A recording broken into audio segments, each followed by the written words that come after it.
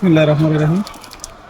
আসলে আমরা যারা খামারি আছি আমাদের অবস্থা খুব খারাপ, যেটা বলার বাইরে।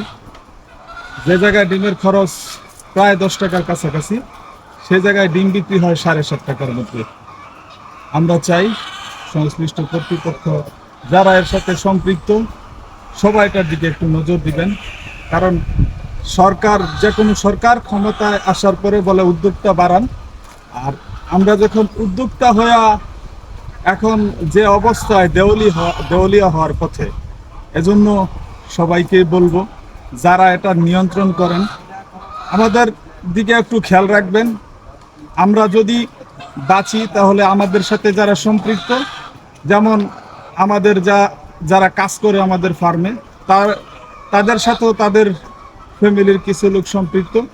সেই হিসাবে সবাই এটার দিকে নজর দিবেন যে ডিমের দাম যেন বাড়ে, আর যদি ডিমের দাম না বাড়ে তাহলে যেন খাদ্যের দাম কমে। আমাদের এ দাবির প্রতি আসলে আপনারা সবাই একটু দৃষ্টি রাখবেন, কারণ আমরা যদি বাঁচি তাহলে আমাদের ফ্যামিলি বাঁচবে, আমাদের এটার সাথে যারা সম্পৃক্ত সবাই টিকে থাকবে। আমরা যদি দেউলিয়া হয়ে যাই তাহলে আমাদের ফ্যামিলির অবস্থাও দেউলিয়া হয়ে যাবে।